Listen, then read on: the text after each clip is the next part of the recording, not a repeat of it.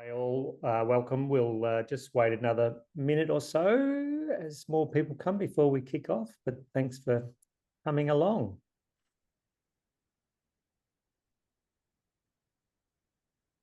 Feel free to let people know in the chat where you're joining us from.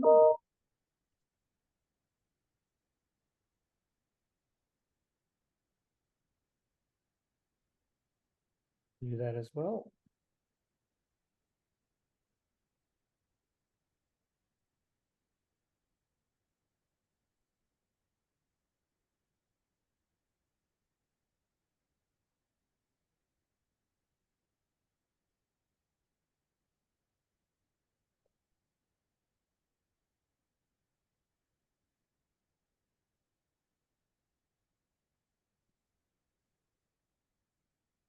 Maybe we'll kick in, Tony, and people will arrive as they go. Hi, everybody. Welcome to the session. My name is Ant McKenna. I'm from the Australian Live Music Business Council. We've got a couple of thousand members across the continent, everything from behind the artists, from production companies, electrical companies, toilet companies, managers, festivals, venues, bookers, agents, everything about grassroots live music. An important part of that, obviously, is hearing health. And so following an invitation from one of our board members, Stephen Wade from Select, and then conversations with the amazing Tony, who's going to be facilitating this session. We're doing a session on hearing health for music industry. So everyone's muted. If you do want to ask a question, put your hand up or put something in the chat. I'll be keeping an eye on it. And then I'm happy to unmute you as we go, but otherwise we'll be finishing right on 1 o'clock. If you do want to stick around for a longer Q&A, you're welcome, but otherwise we'll end the formal session at 1. And a big thank you again to Tony for all of your work in putting this together and handing it over to you now. Go, Tony. Thanks, Ant. Good afternoon, all. My name's Tony Moran. I'm one of the co-founders of Crewcare Limited, which is a national organisation representing and advocating for the best interests of live music production crew. We have a very strong and symbiotic relationship with the ALMBC, who is more focused on the business side of things, and Crewcare is focused more on the individual side of things. When Ant contacted me to say they were interested in having a discussion, a workshop on hearing health, my ears pricked immediately. It's been something that's been on my radar since prior to actually the formation of Crewcare. Hearing health was one of those key points that we identified as one of the things we wanted to tackle. We haven't had an opportunity to until now, and this seems like a perfect time to hopefully get the conversation started. We are a bit time poor, as in this is only an hour-long program, but and the little research that I've done has taken me down numerous rabbit holes, and it could go forever if we wanted to, but I think if we can scratch the surface on a lot of these issues, we can then at least start discussion on how we can possibly address them and improve the well-being of all working in music, artists, managers, crew, the whole spectrum, because it is something that affects us all. We do work in a noisy environment, but that doesn't mean it has to be all doom and gloom and the end of your hearing. And we're hoping that through this discussion today, we can possibly look to running programs further down the track, whatever. There's so many possibilities. So I'd like to, first of all, just describe what I have seen in my time working with in this particular sector. I've been doing this for 14 years. I have numerous friends that are crew members, and I have seen some of them suffer immeasurably, particularly from a mental health point of view. Yes, hearing loss does certainly affect your ability to work and your career, but I see it more from a personal side of things, that how upsetting it can be, how mentally challenging it can be, not to be able to hear properly. I've actually helped assist a couple of crew members in obtaining grant funding from Support Act, and I'm hoping that Angela will speak to that shortly. But I know that there was a reunion just recently where two crew members had to leave the reunion. It was old crew all getting together for their annual catch up, and two of them left almost in tears. They simply could not hear their mates talking about old times. And this is the emotional toll that this side of things can take. And so I'm hoping Angela is a counsellor and can kind of speak more to the emotional toll that hearing loss can, how hearing loss can affect people. And then I'd like to speak to unfortunately, Ian Hamilton is a crew member and hasn't been able to attend today because of a medical problem. But he's provided me some notes, and I'd like to first of all just touch on what he experienced over the course of his career. He actually came to music with a slight hearing issue, but it was very quickly compounded over 40 years working in live music. It actually got to the fact that he was placing himself in dangerous situations. He simply couldn't hear a forklift behind him when he was working doing sound production or what have you. And he realised that he had to take himself out of that environment and work in another area as a result. It also caused him considerable emotional distress. It led to difficulties with his marriage, although the marriage survived beautifully. But it was very challenging, the hearing loss. And it would have been lovely to hear from him and hear firsthand just how impactful it was. But there was also the financial side of things for Ian. He couldn't afford the protection that was needed for him to continue in the industry he'd chosen or continue his career. And then there was the actual the remedial side of things, the cost of the hearing aids. And I think might be a good time to pass over to Angela from Support Act. Angela is the crisis relief team leader for Support Act. And I'd love to, and she's also very passionate about programs that may avoid this situation occurring in the first place. And I think, the remedial is one thing, but I really think that if we can nip this problem in the bud before it gets to the problematic stage of hearing aids, it's better for everyone. So, Angela, thank you for attending, and over to you. Thanks, Tony.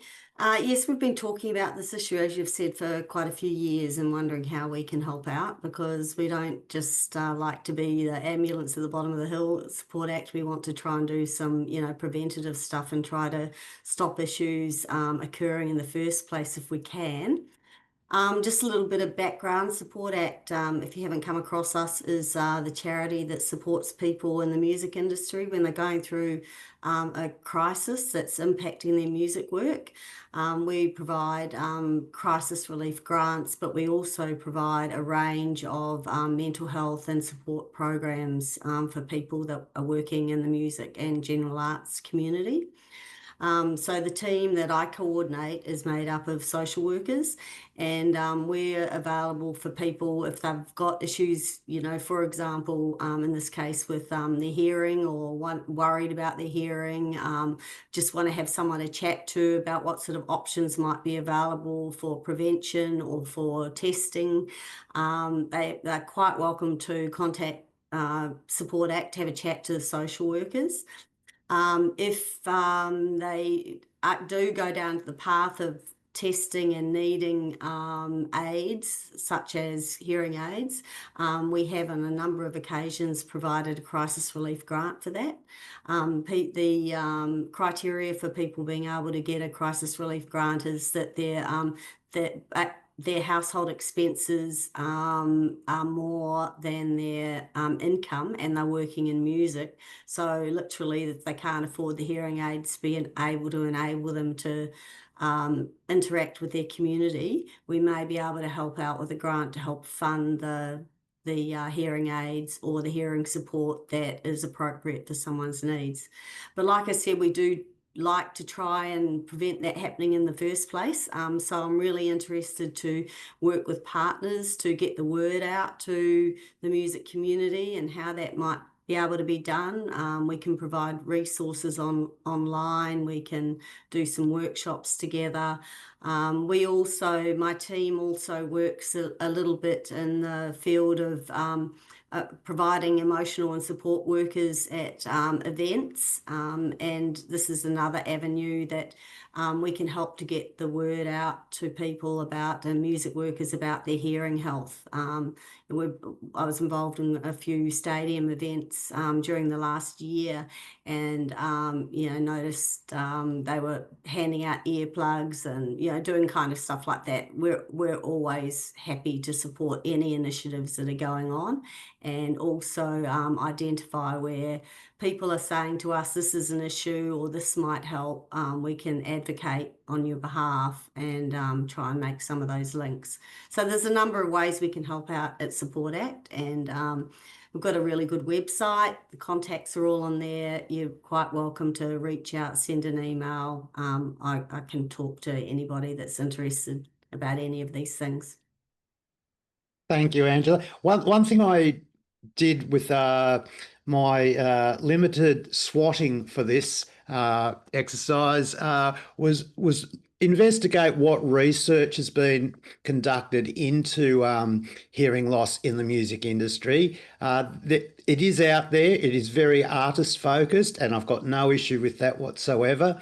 But it's very difficult to understand just the enormity or just the scale of what's occurring within. We're very much crew focused, obviously, and this is a whole industry issue. But the research seems to be a little bit light on the ground, and we'll be speaking with Mo Helou shortly, who's an audiologist, who may be more across what studies have been looked at. But the study that I kind of focused on was one out of Melbourne University that was published in 2023, which suggested that 75% of all musicians have hearing loss to the extent that it impacts their lives. And that's pretty dire.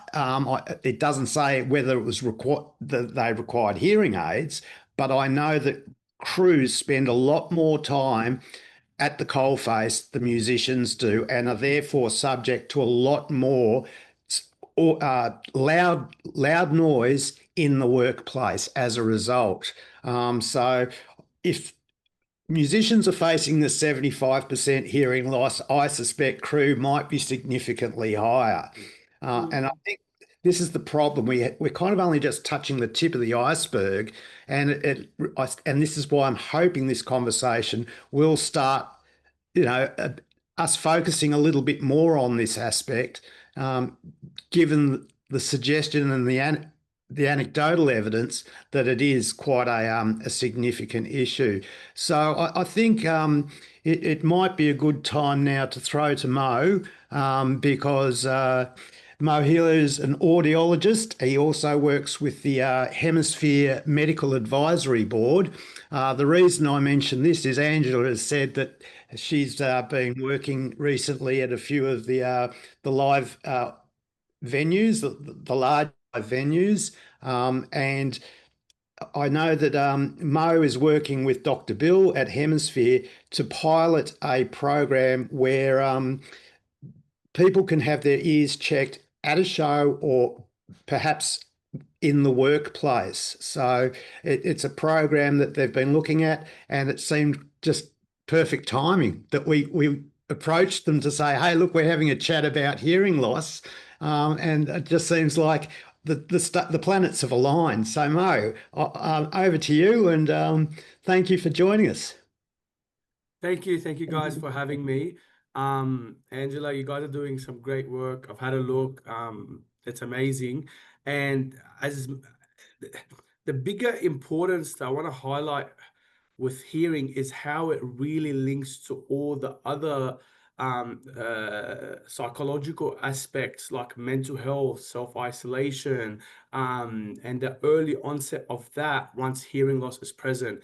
And the other thing that is so obvious to me is that you don't want to lose the very thing that made you fall in love with the job in the first place, right? You guys are all choosing to work in a music industry because you love music, you love what you guys do. So you got to protect the only thing that music actually travels through to your brain, right? So yes, there's a collaboration with the Hemisphere program that I'm really excited to be part of.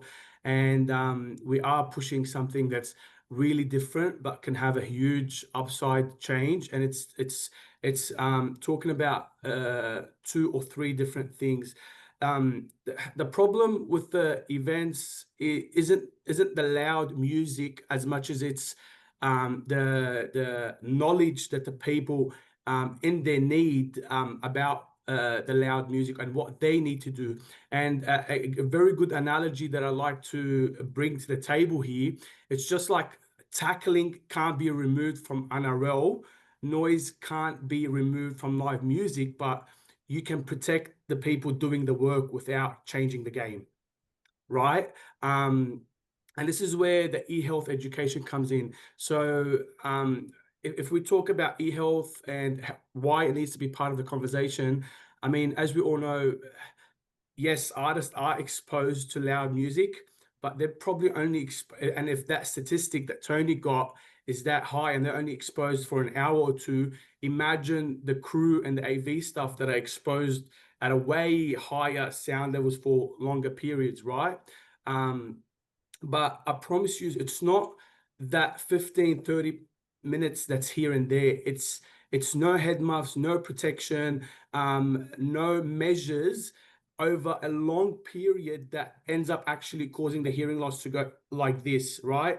And then conditions like tinnitus, or what starts off like a gradual hearing loss turns into getting really tired in noisy places and straining. You then feel isolated and start withdrawing from those social situations because you can't really hear, hence leading to isolation, which then increases the risks of mental health and health challenges and dementia, right? So it's a really bigger picture that we look at that starts at protecting our hearing health. And it really surprised me when we had that first conversation with the Hemisphere group that, you know, it's not as much as a conversation having held. So what you guys are doing is really amazing, and I'm very, very fortunate to be part of it. And I feel like there's a couple of reasons why this might happen. So first, there's reasons why protection isn't worn in the first place, right? There's barriers. One of them could be people think, I can't hear the cues or the comms. They fall out, or they distort the mix, or they're not comfortable when moving or lifting. And on the site, because everyone's just motivated about the work, they're excited about what they're doing, they have different goals on the short term, it feels like it's fine. What is really going to happen? And we get it. And if protection doesn't work for the job, people won't use it, right? So this is where we come in place to explain what can be done to help overcome those barriers of wearing ear protection, right? Like, for example, there's different solutions available for wearing ear protections. There's custom earplugs that can be tailored to your ear that just reduce the noise without impacting speech understanding. There's inner ear monitors. There's ear masks with active compression. Like, there's really, like, it can be, we can tailor to the actual demands of the job if the person on the job is actually asked what prevents you or what stops you from wearing those ear protection, right? So I'm really big on early intervention, and the analogy I bring here is no one asks an electrician why you're wearing gloves. So protection should be a standard crew gear too, right? So there's a couple of things that needs to be dug into deeper. Why or what prevents crew members and stuff from not wearing it full time throughout the whole event, and what can be done to tackle those barriers.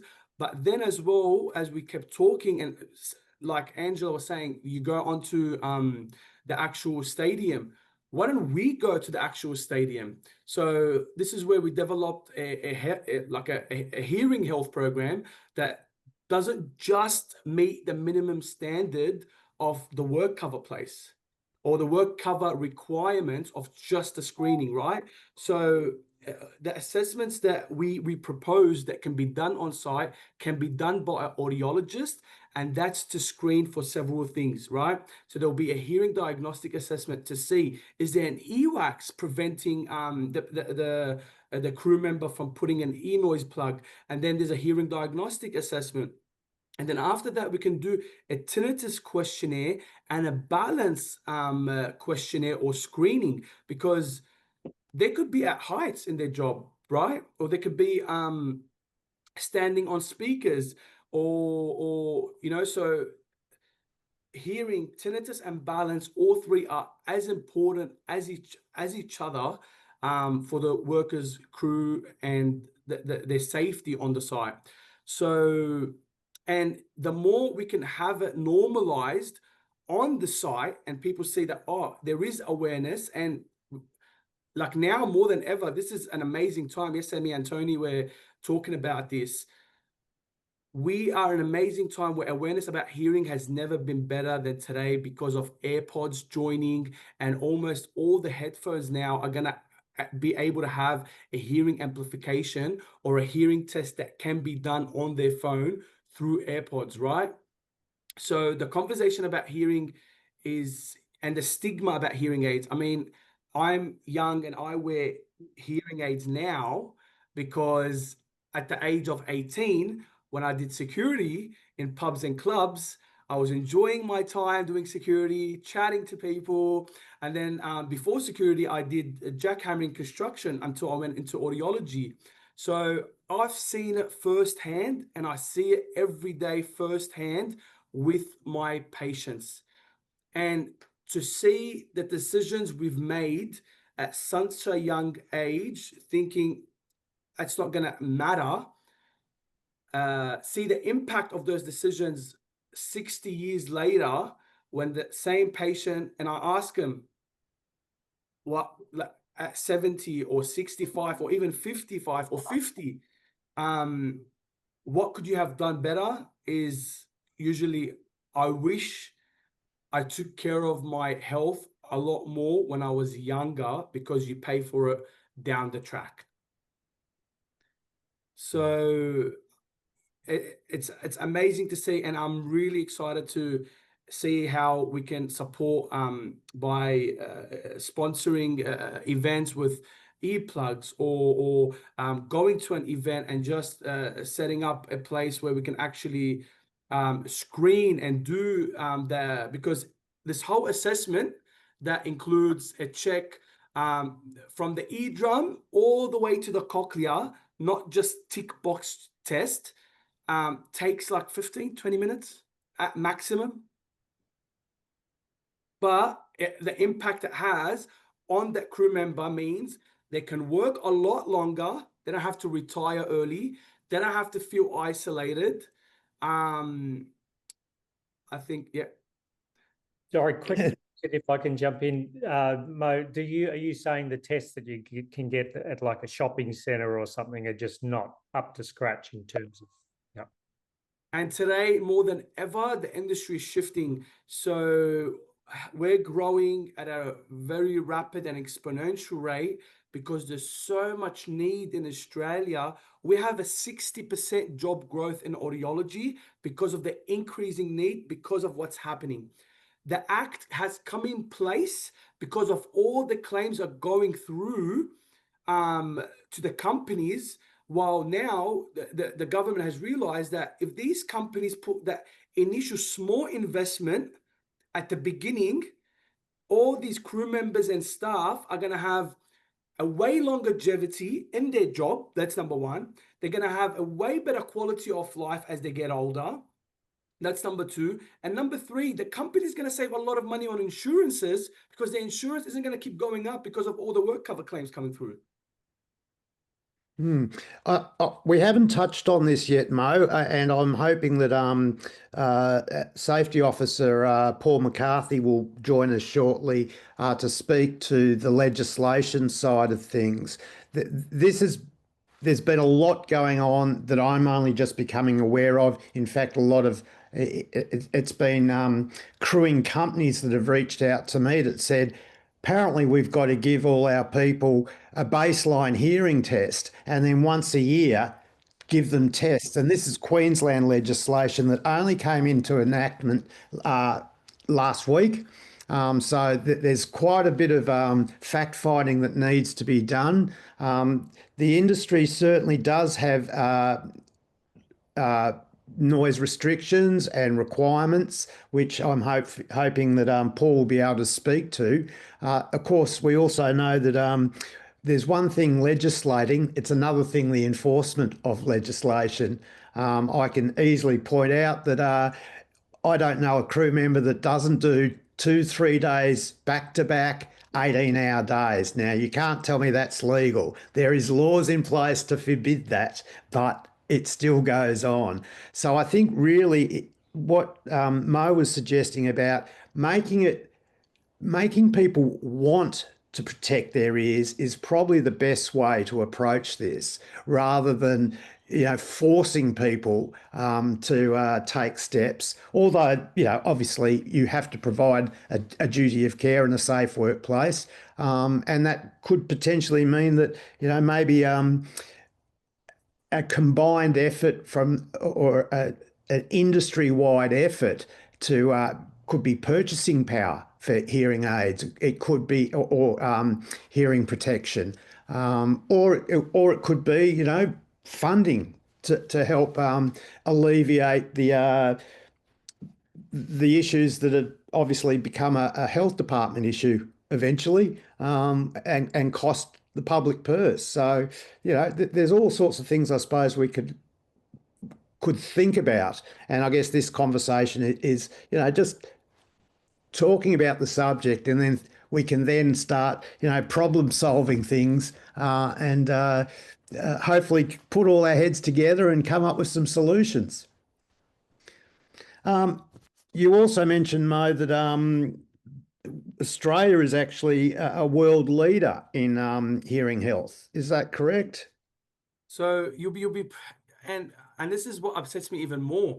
We actually lead the world in hearing research. We have the National Acoustics Laboratory, which is a government-funded body that's in Macquarie Uni. The cochlear implant was actually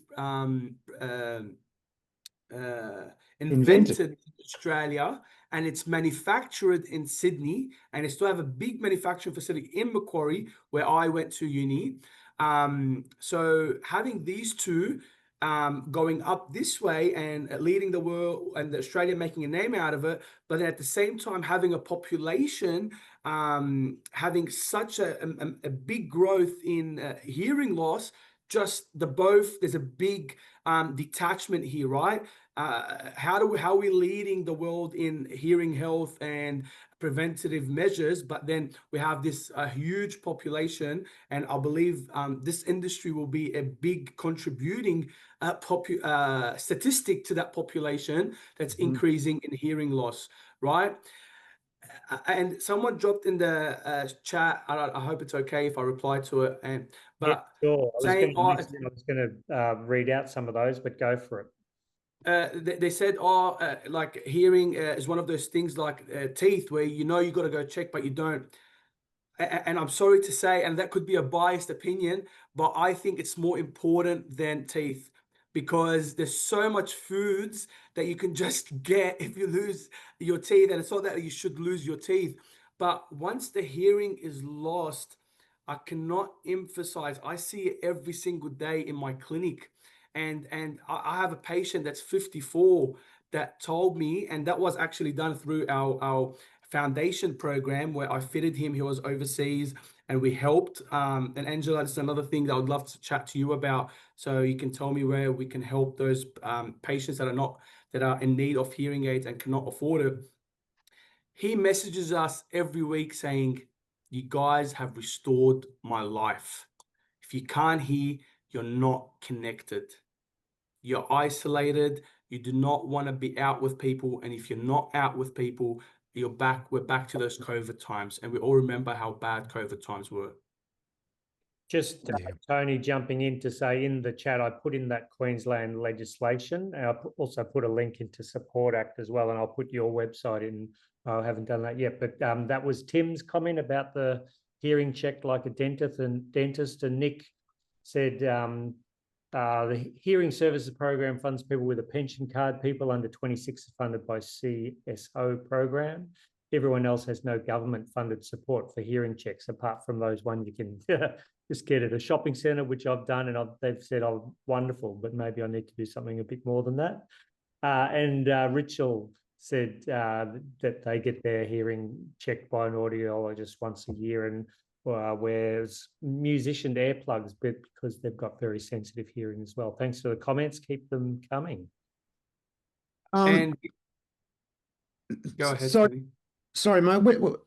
I mean, there's so many different types of hearing aids. There's the cochlear implants. There's and I have heard that Costco is a very good place to get your hearing aids from. But what sort of prices are we looking at?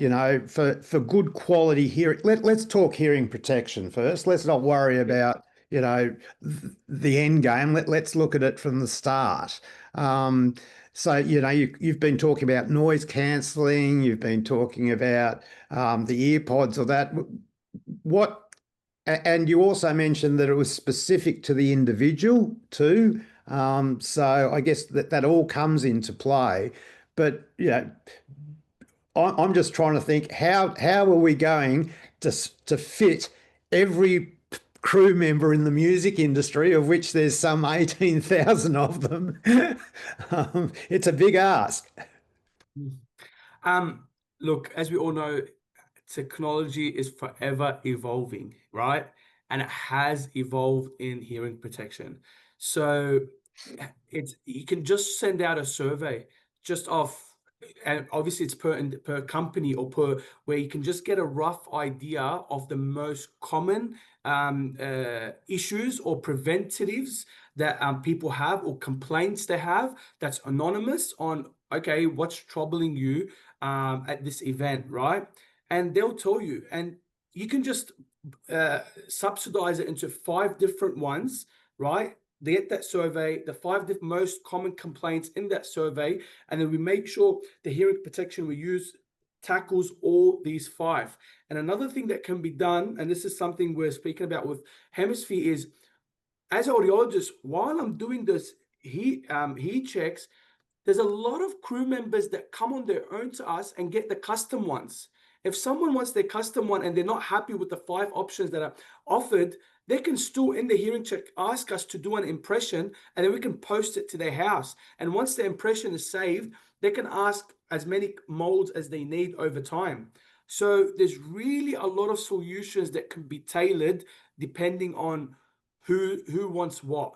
And I know you're saying 18,000 is a big number, but if you've read a bit, and if you the number of people with hearing loss, which I now have tailored solutions, is a lot bigger than that, and it's in the millions in Australia.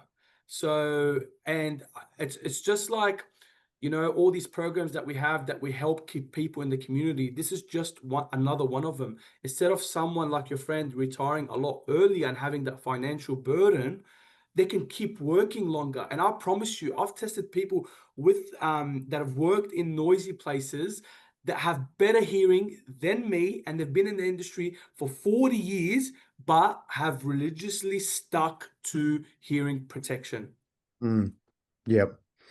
Well, you know, music is a career for people, and quite often it is really their only career choice. They're just not 9 to 5 people. It's not in there, you know, a lot of them are on the spectrum.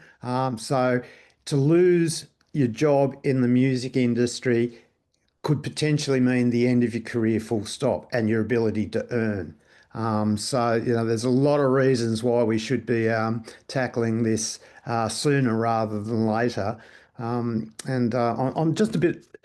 Ant, did you want to speak to a few more? We're just waiting on Mo to, sorry, not Mo, just waiting on Paul to come in. He hasn't tried to enter the room, has he?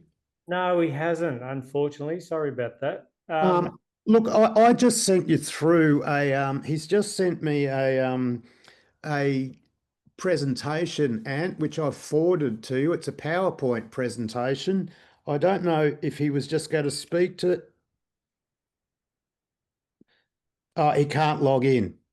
So I'm wondering if we could just run his slide presentation. I believe it only runs for 5 minutes or so, but I think that's going to talk or speak to a lot of the legislation side of things. What I might do, Tony, is let you run the slide present. I'll try and get his login worked out in the background, if that's all right. Have you got that there? He can't log in because it's a secure Wi-Fi where he's working. Oh, So, right. so this is what we've got. Send it to me. It would have just, it was only 5 minutes ago, if that. Yeah, I can see. Oh, there it is. PPX. Yep. Got it. 1 second. Sorry. Here we go.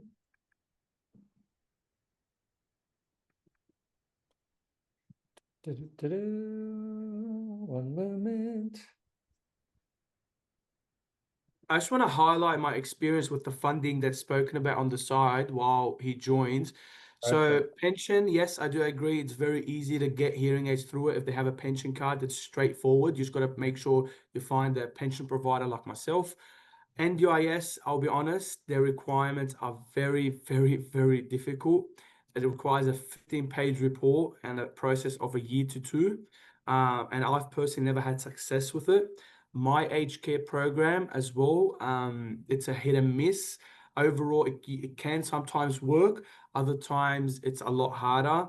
But this is where, if you find an independent business, and feel free to shoot me a message or my company message, I'm happy to source out hearing aids to fit you or a person that you know that just is like Angela said, the expenses are higher than their income and they belong to the music industry. I'll be happy to be part of that program. Well, Angela, that sounds like a great thing for you to take up with Mo and have a chat about, and possibly even look to adding it to the fabulous resources that the Support Act website provides as well. Absolutely. Yeah. Sounds Yep. good. So this is Paul's gone to a lot of effort for this. I'm just glancing at it at the moment, and it's a shame that he's not here to speak to it. I feel, oh, Ant, you're controlling that. I'm wondering if it wouldn't be better, perhaps Mo, would you be comfortable, because I think you'd be far more across what Paul is presenting here. I think there's 4 or 5 pages. Oh God, There's like 11 pages. okay. We He can, said he was going to talk to this in 5 minutes, so I don't know how. all right. But how would The key thing is about, how the damage happens there and that it's permanent and it builds up and that it is largely preventable. And the different ways, that it does impact your kind of whole being as well. And then the key one there, that second from the bottom, is the safety at heights or near plants, so that if you're unable to hear appropriately, that does impact you working at heights and being able to judge distances and all kinds of things like that. Yeah, well, Mo said that hearing is as much about balance as is about actual audio, and so yes, there's many ways in which hearing loss can affect a lot of our work situations. I know that Ian told me that he was okay when the forklifts reversed with a beep, but now they're putting that zzz sound, the grating sound. He said it could not hear it at all. Couldn't hear it at all. So, yeah. It's interesting they've mentioned quieter stage setups there, and with the introduction of in-ear technology, stages are a lot quieter now. Although people, musos do still love to crank up the Turn it up to 11. I don't know if you've got any comments about that, Angela or Mo. But obviously, there's interesting opportunities for policy. We saw that Queensland government legislation, but it only impacts where you have compulsory hearing protection, and that really doesn't yet cover most people involved in the music industry. That we're aware of, correct? Yeah, that's right. So, I feel like the idea in that one for the quieter one is similar to hearing aids. Some people will be like, oh, I just want to wear the hearing aids, what I need to hear. It's part of making it a routine, right? So, the crew member is on site, quiet or noisy, that's it. They know the safety muffs or the active earmuffs or whatever is on them, ready to go, or actually worn. So I feel like that would be the idea from that one. It's just making it consistent, a routine and part of the job. it's interesting. I mean, I'm no soundy, but how often I've seen a show and the guitarist is pointing to the monitor guy going, turn it up, I want to hear myself. And then as soon as he does that, the bass player's doing exactly the same thing, turn it up. If they were, why aren't the monitors worn in their ears so that they're got a perfect balance but can clearly hear themselves rather than competing against each other on stage? I mean, it's got nothing to do with the audience. They're getting the sound front of house. This is just what the band is hearing. And that has monitor crews are the worst affected of all the audio with hearing loss. They're the ones that get the most sound during a show. It's like talking about, just simple things like, provide written instruction about wearing PPE and using protection, etc., and then who's responsible for that. Correct. Now, this was about what is happening in the real world and things like and this coming from Paul, who is a very experienced safety officer. He specialises in music, particularly large music performances. So this is what he sees. This is exactly what's happening. Sorry, can we go back to that 1 sec? So why do they remove their PPE? To communicate on radio, to mix audio, to work in hot or fast-paced conditions. There's still a culture of just deal with it, normalising tinnitus, and no routine hearing tests, which I'm sure Mo can speak to. And so there's also, again, this comes back to education. I feel, you know, it was, the crew used to say, just deal with it with your mental health issues. Just deal with it. They don't say that anymore. And I'm hoping that we can change that perception so that it's, hey, you better do something about that rather than just deal with it. Mm. Mm. There's definitely earmuffs that solve 2/3 of these issues. That's just on top of my head. There's earplugs now, or head muffs that can be plugged into the comms that go straight to it while isolating the louder sounds. And yeah, this might be a bit of a cost, and this comes a conversation or starts a conversation on, you know, and a lot of the time it could be people that have just asked, like previous singers that have had hearing loss were probably happy to support this cause or getting those head muffs out there. But it's just the crew members need to know. And I'm sure if you tell them, look, there's head muffs that you can wear that won't have your ears ringing for 3 hours after the event, you know, it could be as simple as that. Mm. What are the costs of those kinds of ear protection? And very good question. There's all different quality ones, right? But it starts around $40-$50, and it's not something you're gonna need every second month. You could probably hold them for at least 3 years. It's like those the active earmuffs. You see them a lot on the shooting range. They have actually a switch on them and batteries within. Those have an auxiliary cord that can be plugged into the radio, which you can hear through, and then you speak through the radio.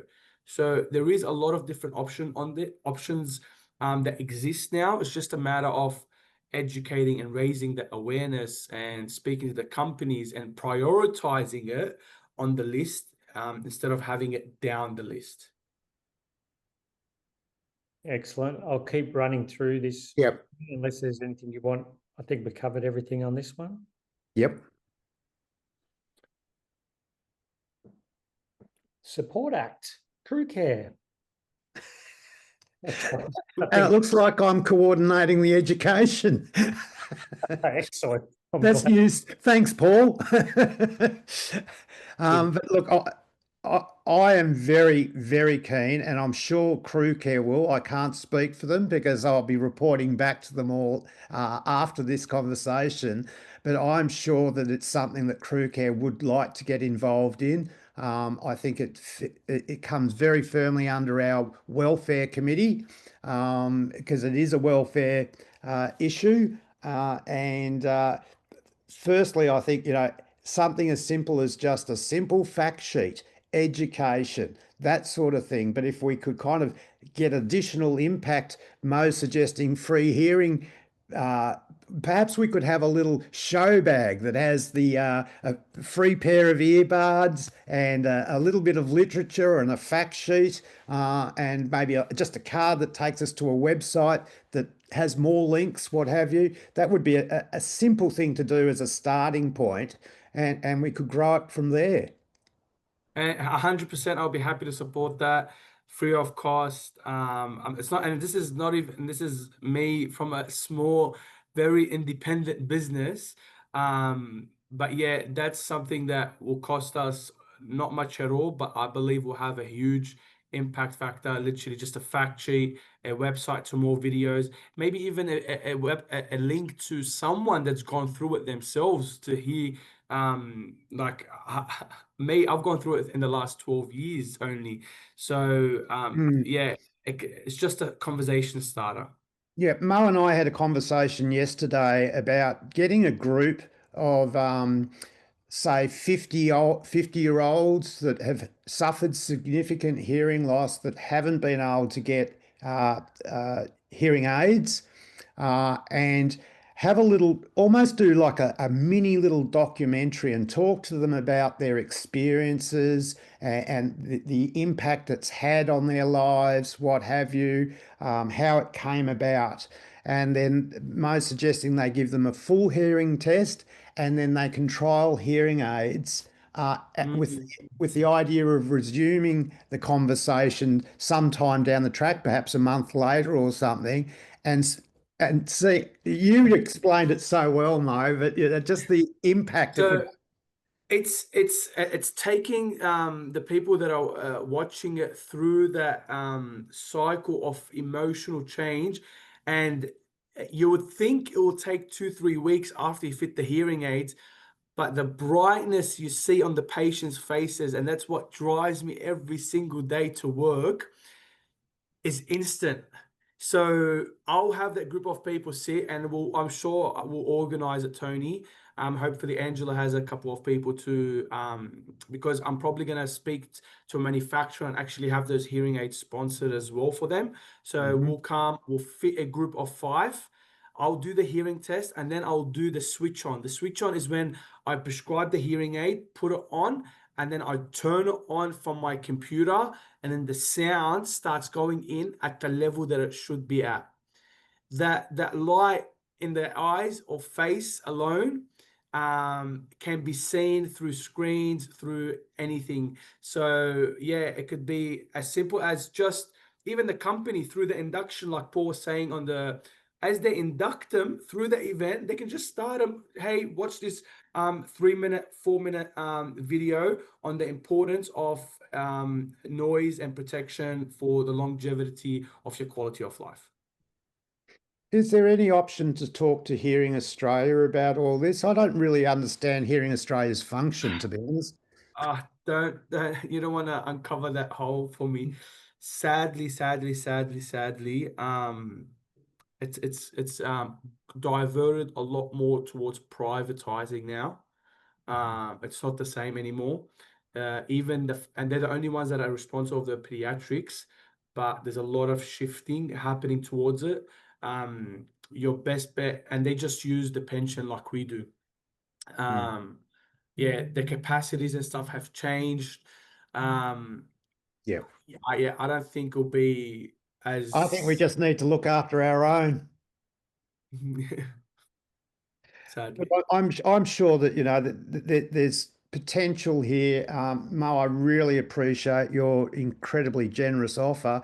Just the fact that you're giving of your time, I think, is wonderful. I'm sure that we could look. Perhaps I can have a chat later with Angela as to how we might be able to rustle up a little bit of assistance to ensure that we get even your earplugs, Mo, we might be able to get bulk quantities done to get it across the entire industry. I mean, we've got we've got Live Performance Australia that handles all the major venues. I'm sure if we got them on board, we could get them distributed to each venue.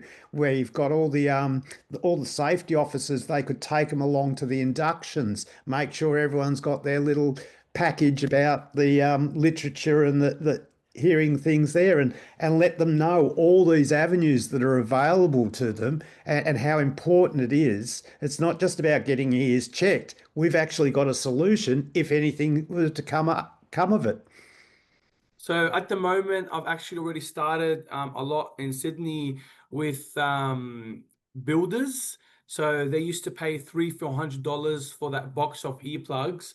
And my motto in our company is catch them early instead of treating them late. So we already started that with builders, warehouses and stuff, where we just give them a box of our earplugs, and they just put them there for anyone to go and just grab if they need. And they're not the ones in plastic bags, so the ones in the little containers, so they can just reuse them, and they have a cord. So yeah, I'm happy to see how I can spread it out even more and just have them available. And what's the uptake been in construction? I mean, you've got them there on site. Do they pick them up and use them? Yeah. I have people coming back for boxes so often. Very good to know. Wanted to bring your attention, Tegan Guthrie from the Hemisphere group, who's a member of the ALMBC and also Crewcare, I believe, saying they're keen to get involved and do anything to make it happen as well. So good work, Tegan. Tegan and her employer, Dr. Bill, are the Hemisphere Group. They are an organisation that looks after all things medical. I even think they delve into the personal protection side of things as well for touring artists. But they actually are engaged by big organisations like Live Nation and TEG, and they basically handle. They're the ones that can get health professionals outside hours, what have you. They just take care of everyone's needs. Quite often, they've actually got a tent at major shows where they're giving vitamin B transfusions and injections to crew members and artists to keep them going, to keep their able to continue on through work, through their ridiculous hours that they have to work. Yeah, so they're now looking at running these pilot programs through Mo, and it's a very exciting and I think a really great idea to bring it to the people rather than expecting people to come to them. And I'm also keen to introduce Mo to a lot of the production companies and perhaps get these tests done within the company themselves. I think that's a golden opportunity that they can devote some time and schedule their entire team. You know, if it's 15-minute thing, well, we might be able to get, you know, a team of 10 done during a day, and then, you know, see what comes of that. So I'm wondering if we've got a little bit of time just to throw it open for anyone that has any questions. I see there's been a few put in the chat. I haven't really been following that, Ant. Sure, You've no, been- there are lots of chats coming through, but if anyone has got a question, just put your hand up now and I'll unmute you. Oh, here's Paul. Where is he? Just arriving. I'll unpin us.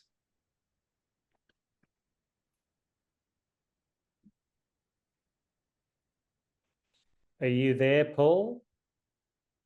He's on mute. Ah, here we go. Hang on.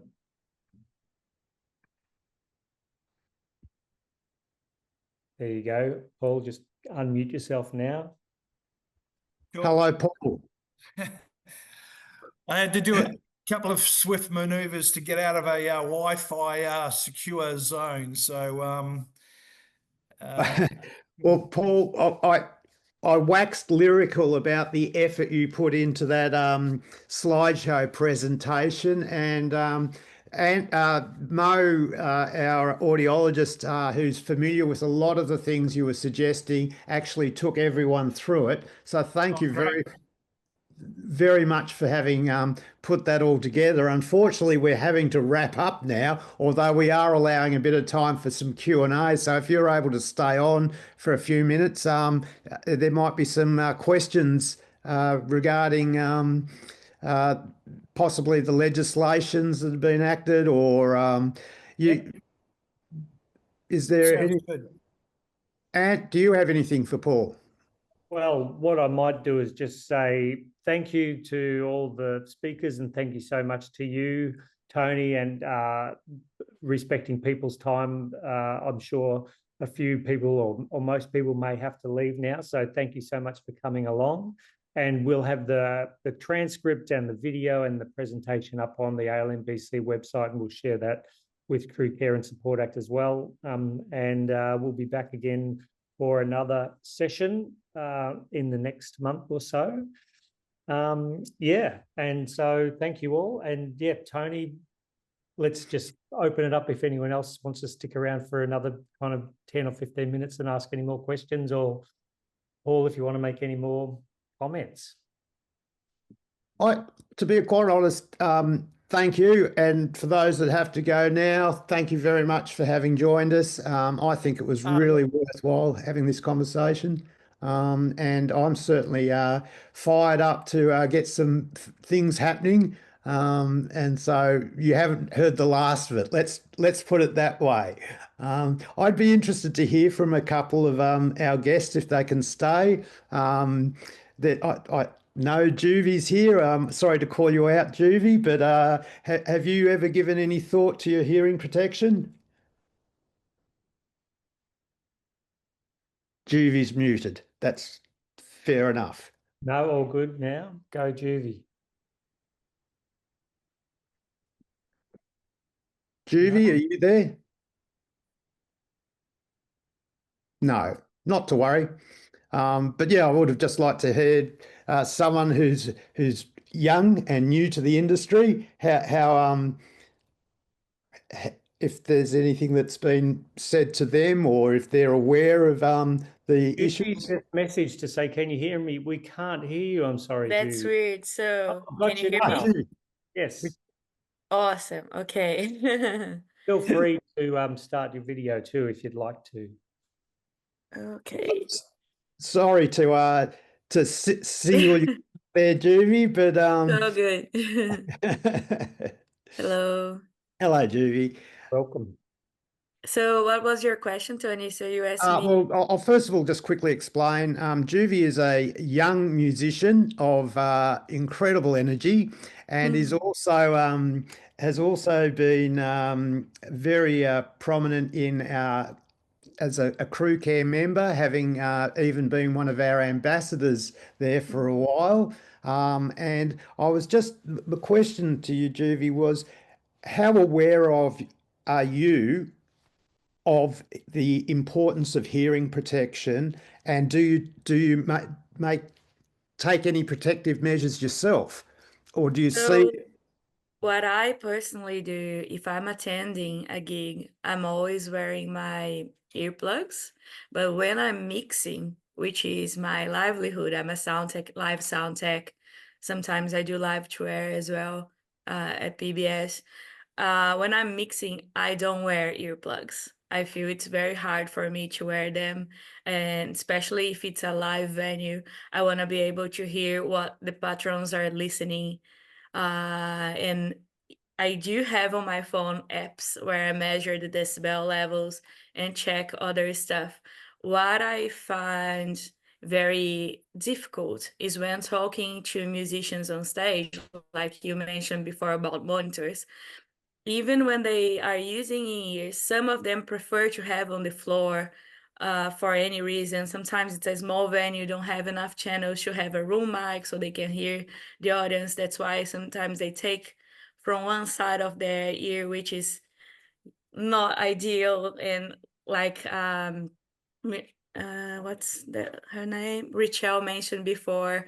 It's yeah, we try to talk to musicians about it, but unfortunately, sometimes what I heard from a bass player the other, I don't know, a month ago, he said to me, "That's my problem," because I pointed him, "Hey, it's a very loud on stage, so I don't have any control from front of house, because just from stage you were taking a lot of space in the mixing."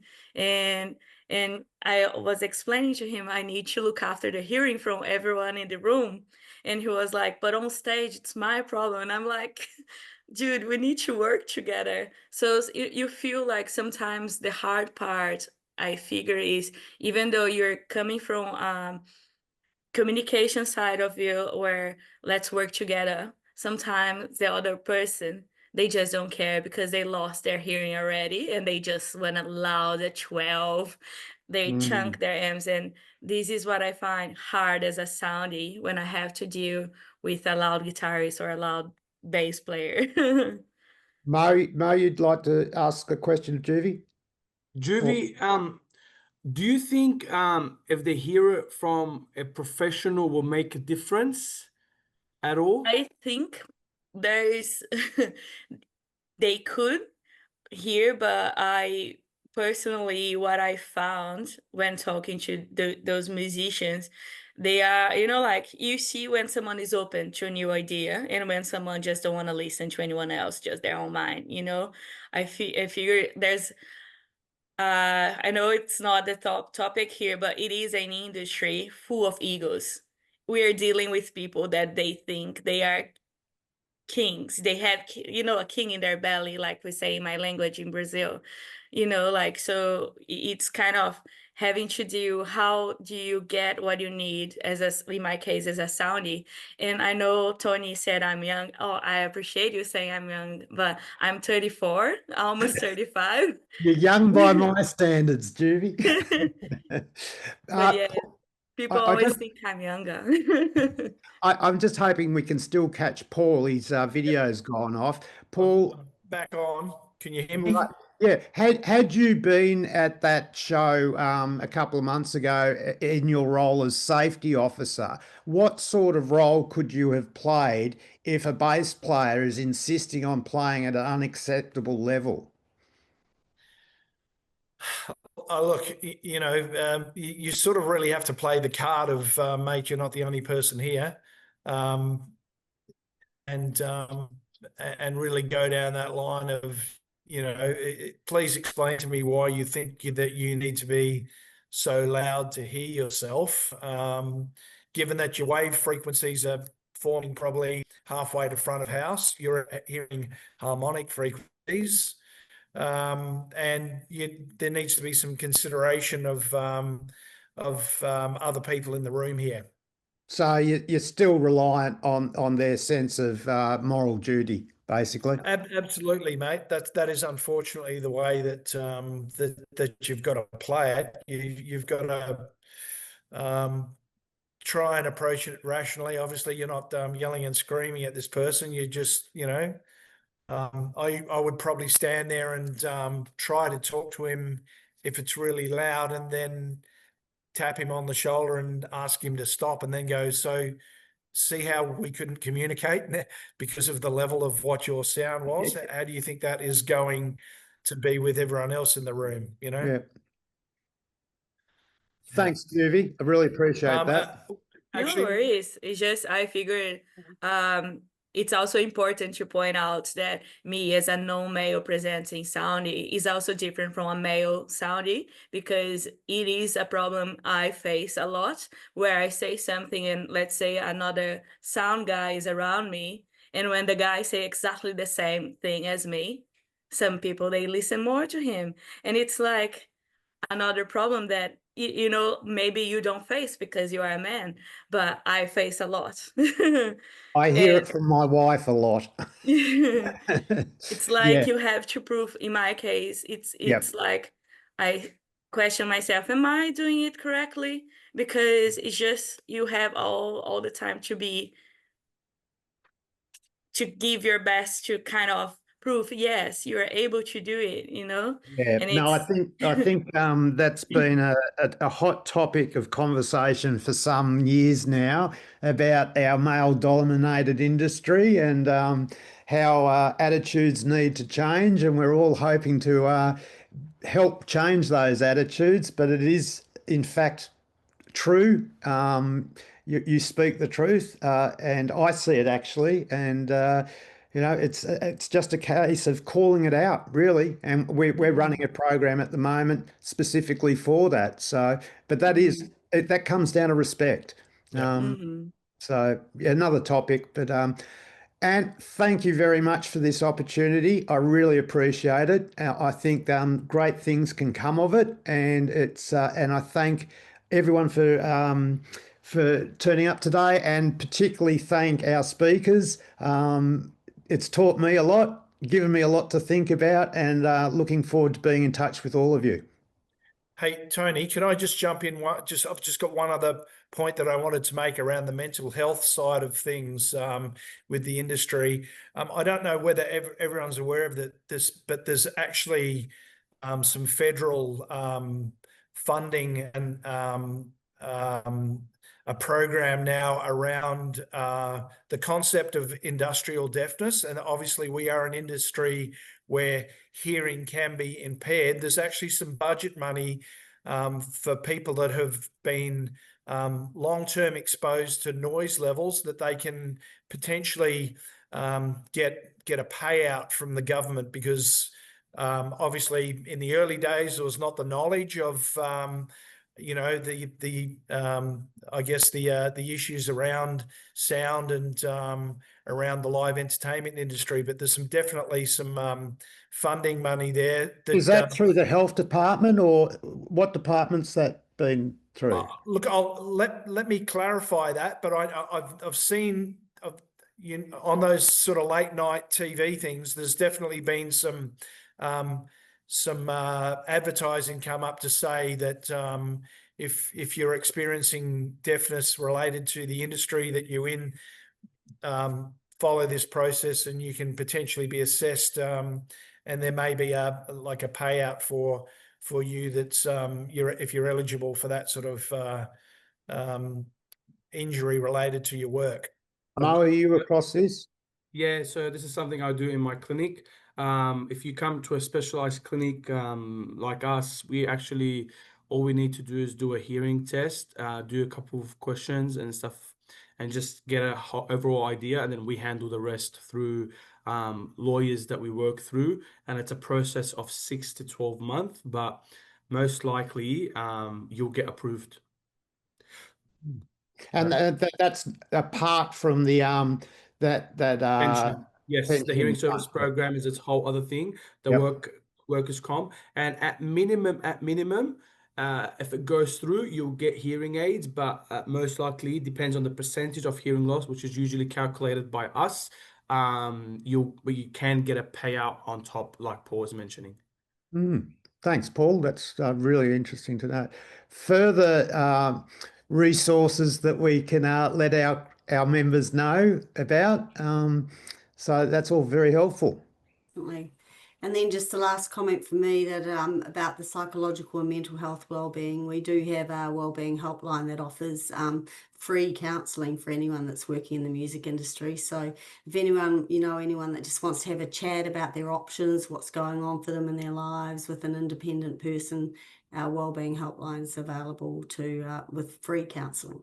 And I'll just go out in support of that, Angela. I have in my position through Crewcare on many occasions actually organised for support acts, called the helpline on behalf of people because they're just a little bit reticent to reach out.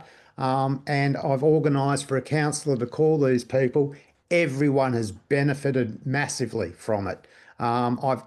They can't thank Support Act or me for having organised it enough. And it's part of what makes my job so worthwhile, hearing that sort of feedback. So, yes, spread the word far and wide. 1-800-959-500. Good on you, Tony. Good on you. And I've also been a participant of the Support Act mental health first aid training, which is, amazing, really, really great to take part in, and any organisation can be part of that if you're in the music industry. So get in touch with Support Act. And we're also running active bystander training, Ant, and I expect to see you at one of those shortly. Sure, I'll be there. Tony, thank you so much. Thanks to all the speakers. But Tony, you've just done so much research and connecting and bringing all of this together. So thank you for everything you've done. And we'll all be in touch with all of the participants very soon. Thank you all. Appreciate it. Bye now. Bye.